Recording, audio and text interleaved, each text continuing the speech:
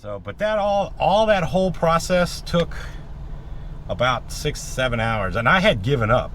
But I had called my wife, and my wife said, just go out there and try it one more time.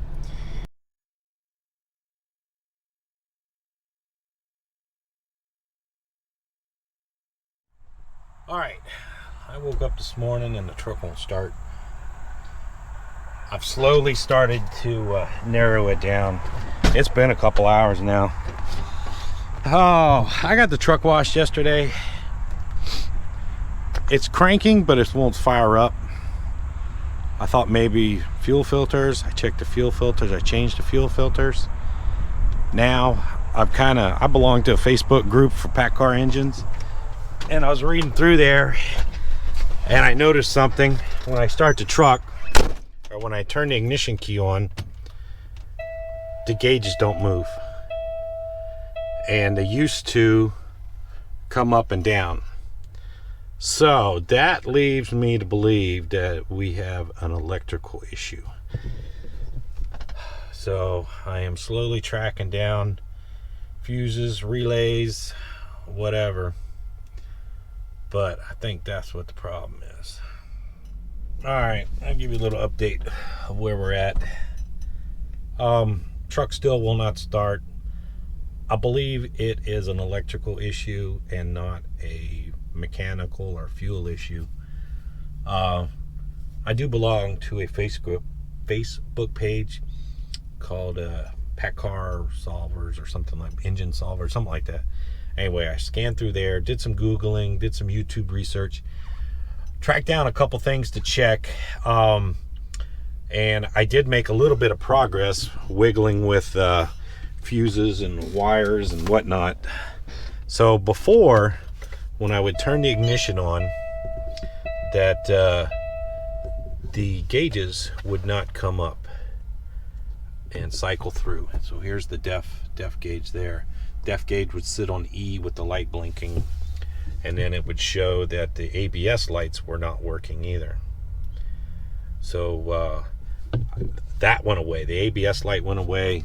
The def gauge thing started. And then if I turn the ignition, so I'll turn it on, so you can hear it trying to start. Let me turn this off. So you can hear it trying to start, and it really sounds like it's starving for fuel. But I have changed the fuel filters. I've bled the fuel, I pumped the primer and everything. It's got fuel. There was a lot of talk about that there's a big fuse in there. I took that off. There's two fuses. There's a 100 amp fuse and a 70 amp fuse in there. I tested both of those with my voltmeter, and those are both working fine. There's a relays in here. This is an engine start relay. These are the same relays. This is for the NOx sensors. I took both, I swapped them. So the odds of both of them being bad are very slim. I took this power wire off, took it off to make sure it wasn't corroded or anything down there. Now I did solve some of my problems by wiggling some of these fuses. I have pulled every single one of these fuses out and inspected them to make sure they're okay. So I did that. I disconnected the batteries. I checked the terminals on the batteries, make sure they were all good. Have another little fuse panel down under here. I did the same thing. Let's see if you guys can see it. Did the same thing, took all these fuses out, inspected them, checked them, and put them back in. So I don't know where we're at. I'll fix that in a bit. So that's where I'm at.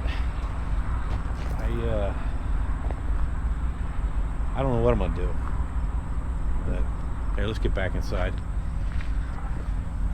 So I did get the truck washed yesterday, and I don't know if that had something to do with it. It possibly could have, but I did get the truck washed. I am not going to pay for a service guy to come out and look at it, because he's going to do everything I just did, replace fuel filters and do all that. I'm just going to call a tow truck, hook it up, and drag it down to Peterbilt and let them figure it out, because apparently it's beyond my technical resources. So now it's Saturday and nothing's open. I can't do anything till Monday.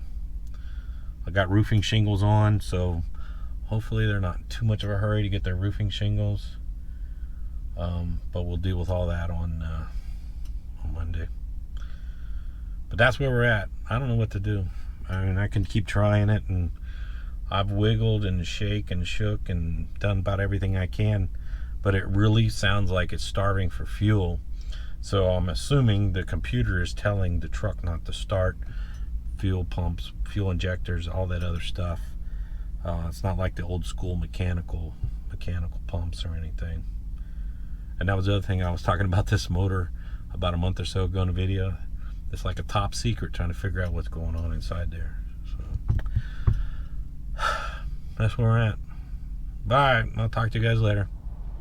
Alright, I don't know if yesterday I said it or not because of the hustle bustle of dealing with the truck broken, but today's video is sponsored by Dorsey Trailer. I own one. If you want to check out some more information about Dorsey, there's a link down in the description. So yesterday, a truck broke. Would not start. I had gotten, let's see, today's Sunday. Saturday, Friday night, I got a truck wash. I drove across the street to the truck stop. I parked. I let the truck run for about 20-30 minutes. I did get a good engine wash, and I've never had an issue before getting an engine wash. I wake up Saturday morning, early Saturday morning to take off, and the truck would not start. It would crank, but not fire. A couple things after freaking out a little bit, I started to realize what was going on. For first, the little red light on the DEF was on and the needle was sitting on empty. So, example, if I turn the ignition on, you'll see it cycle through, and you see how it goes up like that? So, yesterday it would stay on empty with the little red light there. You okay? Oh yeah, I'm good. All right, somebody walked up to the truck. Hang on a second. So let's get back to where we were. So the DEF light, the red DEF light would come on, and the needle would not move when I would cycle the ignition. The other thing that it would do is, if you look under the steering wheel, this would say ABS, tractor ABS light. When I would cycle through the key, that would be on. So I started doing some Google searching and everything, and this was after I had already checked the fuel filters and everything else, and I started to kind of really pay attention to what was going on. I started Googling. I found I belong to a Facebook group, I think it's called Unofficial Pack Car Problem Solvers or something like that. Anyway, I went to that Facebook and I started searching on that Facebook page, and there was somebody that listed the exact same symptoms of what was going on, and they said to check to see when you crank the engine, when you crank it and it doesn't start, if the oil pressure gauge would move, and my oil pressure gauge was not moving. So they said that it is a communication problem talking to the computer of the truck. So the truck was turning over, cranking, rah, rah, rah, rah, rah, but it would not fire, so the computer was not telling the truck to turn on, to start. So like I said, I went through and I cleaned everything. I had some electrical connector cleaner, and I cleaned all this. The main thing was this thing here. This is for the engine relay, the engine power relay. That's the computer box for the engine right there. I pulled those off. I cleaned all those. And just wiggling around, like I said, I took all the fuses out. So what I ended up doing was, with the ignition on, I took the fuses out of the little fuse box right there and put it back in. And when I did, I could hear the truck click and cycle. I came back up in here and I looked, and everything had went back to normal. So the gauge, when I cycled the ignition, the gauge would come on, no red light. The ABS light went out, and then when I tried to crank, the oil pressure would read. But it still couldn't get it started. So I know you're not supposed to, but I shot some starting fluid in there, It just sat there on the starter going rah, rah, rah, and you could hear it fire up with the starting fluid, and it would kind of rah, rah, rah, rah, rah, rah, rah, rah, rah, and then finally it just kind of caught. So, but that all that whole process took about 6-7 hours, and I had given up.